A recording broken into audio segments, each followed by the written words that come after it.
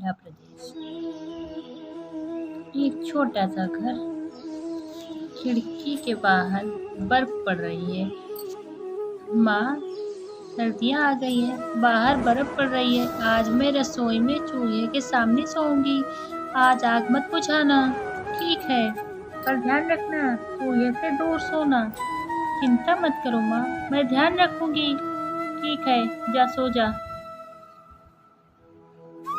मिली खटिया को रसोई में ले जाती है, उस पर बिस्तर लगाती है और उस पर रजाई ओढ़ के लेट जाती है। मिनी एक दो बार करवट बदलती है और कहती है, लगता है मैंने बिस्तर दूर लगा लिया है। चूल्हे की गर्मी यहाँ तक आ ही नहीं रही है। मैं थोड़ा और नजदीक आ जाती हूँ। अब मिनी उठकर बिस्तर को चूल्हे के नजदीक लाती है और फिर रजाई ओढ़ के सो जाती है। थोड़ी देर बाद, अरे अभी भी चूल्हे की गर्मी महसूस नहीं हो रही है, ठंड लग रही है। मिनी दोस्ती है और बिस्तर को चूल्हे के और नजदीक खींच लेती है और रजाई ओढ़ के लेट जाती है। ऐसे ही 2-3 बार थोड़ा थोड़ा करके चूल्हे के नजदीक जाने के बाद वो रजाई ओढ़ के लेटती है और कहती है, अब ठीक है, अब मुझे चूल्हे की गर्मी पूरी आ रही है, अब मैं आराम से सो सकती हूँ। ये रजाई ओढ़ के लेटती है और धीरे से गहरी नींद में चली जाती है। मिनी की अचानक नींद खुलती है और वो देखती है कि चारों ओर गर्मी है। छोटे छोटे इंसान जिनके आग के बाल हैं पूरी रसोई में हैं। ये सब देखकर खुशी से चौंक जाती है और चारों तरफ देखती है। एक व्यक्ति मुर्गे के पास आता है। मुर्गे, हम पैर मुर्गन से हैं, हमें तुम्हारी मदद की जरूरत है, क्या तुम हमारी मदद करोगी? मैं तुम्हारी क्या मदद कर सकती हूँ?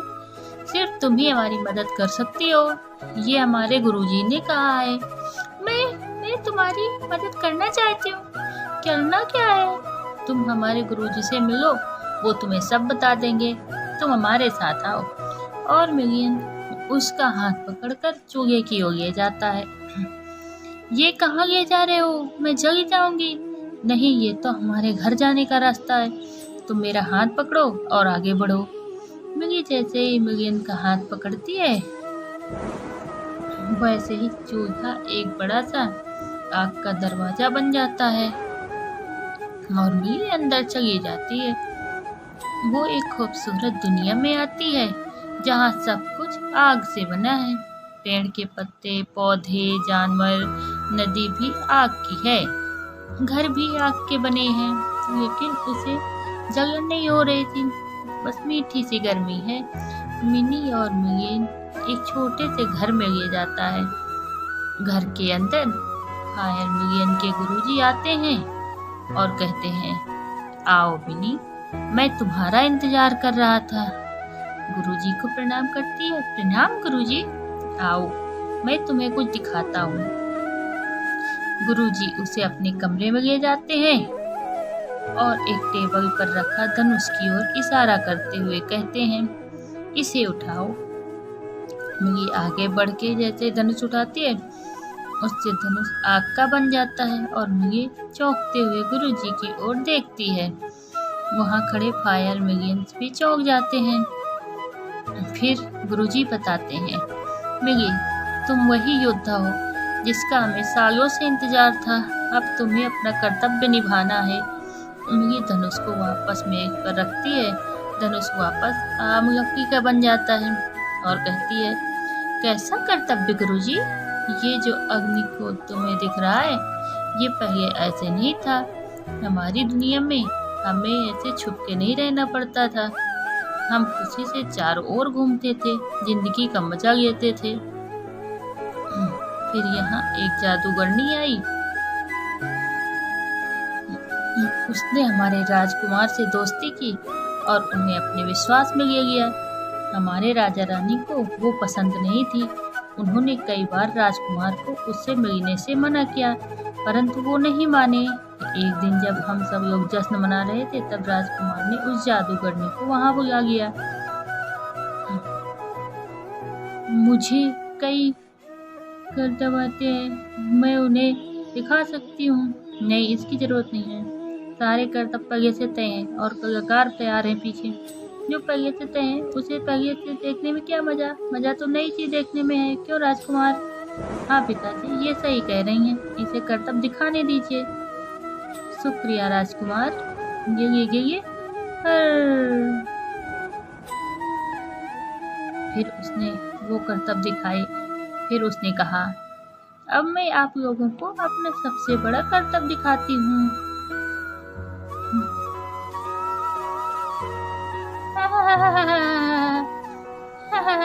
आज से मैं यहाँ की रानी हूँ। अगर किसी ने मेरा कहा नहीं माना तो मैं उसे मारूंगी। साथ ही तुम्हारे राजकुमार, राजा और रानी को भी राख बना दूंगी, जिससे इनके वापस आने की सारी उम्मीद खत्म हो जाएगी। तब से कोई उसके खिलाफ कुछ नहीं करता। पर अब तुम आ गई हो, तुम उसे मारोगी। मैं मारूंगी? मैं आपकी बात समझ गई गुरुजी, पर मैं कैसे मारूंगी? वो तो इतनी बड़ी जादूगरनी है। इस धनुष से इसका एक भी तीर उसे लग गया तो वो भस्म हो जाएगी। यदि जादूगरनी को मारना इतना आसान है तो आपने अब तक क्यों नहीं मारा? क्योंकि जादूगरनी को इसी धनुष से मारा जा सकता है जब वो सामने, और यह धनुष सिर्फ तुम चला सकती हो और कोई नहीं। और मैं उसके सामने कैसे जाऊंगी? उसकी चिंता मत करो, तुम्हारे आते ही मैंने जादूगरनी तक यह खबर पहुंचा दी थी कि उससे भी बड़ी जादूगरनी आने वाली है और वो उसी स्टेज पर आ जाएगी जहां जादूगरनी ने राजा रानी को बंदी बनाया है और जादूगरनी को हराकर हमें आजाद करेगी। मुझसे बड़ी जादूगरनी न तो कोई है न कभी हो सकती है। जाओ, सबसे जाकर कह दो, उसी स्टेज पर मुकाबला फिर होगा और मैं उस झूठी जादूगरनी को अपनी जादू से हराकर मार दूंगी। सबको इकट्ठा होने का हुक्म दो। जो हुक्म मेरी रानी। और मिलियन वहां से चला जाता है। गुरुजी मिली के पास आते हैं। मिली, जैसे मैंने सोचा था वैसे ही हुआ। जादूगरनी ने अपने घमंड में आकर तुम्हें प्रतियोगिता के लिए चुनौती दी है। अब बस कल का दिन और सब ठीक। मैं तैयार हूँ गुरुजी। कल के लिए मेरी योजना सुनिए। मिली गुरुजी को योजना बताती है। सब लोग स्टेज के चारों ओर इकट्ठा हैं। स्टेज के एक तरफ राजा रानी की पत्थर हुई मूर्तियाँ और उनके बगल में राजकुमार की। जादूगरनी स्टेज पर आती है। कहाँ है वो झूठी जादूगरनी? आज मैं उसके हर जादू को तोड़ दूंगी। मिनी जोर से छलांग लगाकर स्टेज पर आती है और वह पूरे काले कपड़ों में है। चेहरे पर नकाब है, सिर्फ आंखें दिख रही थी। मिली आते ही अपने हाथ से आग का गोला जादूगरनी की ओर फेंकती है, जिससे जादूगरनी बचते हुए दूसरी साइड हंसती है। फिर जादूगरनी मिनी की तरफ आंख फेंकती है, जिससे मिनी को बचने के लिए स्टेज के पीछे छिपने के लिए जादू का घेरा बना देते हैं, जिससे जादूगरनी का हर बार घेरे से टकराकर नष्ट हो जाता है। मिनी, ये घेरा ज्यादा देर तुम्हारी रक्षा नहीं कर पाएगा, तुम्हें जल्दी ही अपना काम करना होगा। मिनी मास्टर आर्ट की कलाबाजी दिखाती हुई गुरुजी के पास आती है और गुरुजी से झट से धनुष ले लेती है। मिनी के हाथ में अभी धनुष देखकर घबराकर जादूगरनी आंखें बड़ी कर लेती है। मिनी मुस्कुराते हुए धनुष की प्रत्यंचा खींचती है, जिससे धनुष पर अग्नि का तीर आ जाता है और कहती है, तुम्हारा अत्याचार खत्म हुआ दुष्ट जादूगरनी। और तीर सीधे जाकर जादूगरनी को लगता है और वो वहीं राख बन जाती है। जादूगरनी के राख बनते ही राजा रानी और राजकुमार तुरंत पत्थर से फायर मिलियन बन जाते हैं और सभी मिलियन खुशी से मिली के नाम के नारे लगाने लगते हैं। राजा रानी और राजकुमार गुरुजी से प्रणाम गुरुजी। आपका बहुत बहुत आभार गुरुजी, आपने हमें उस दुष्ट जादूगरनी से श्राप से मुक्ति दिलाई। ये सब मेरे नहीं बल्कि मिली की वजह से हुआ है। ये सब इसीलिए किया है। शुक्रिया मिली, हमें और हमारे लोगों को उस जादूगरनी से बचाने के लिए।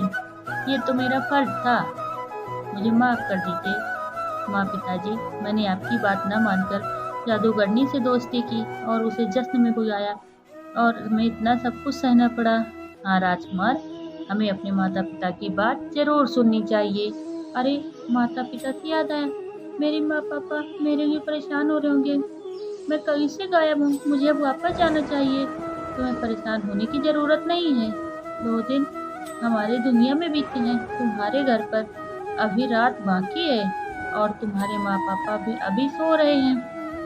पर हाँ, इससे पहले कि तुम्हारी माँ की डांट हमें पड़े, तुम्हें वापस जाना चाहिए। मिगी गुरुजी और कुछ फायर ब्रिगेड गुरु की मीनिंग की रसोई के दरवाजे पर खड़े थे, जहाँ जिनसे वे आग की दुनिया में गई थी।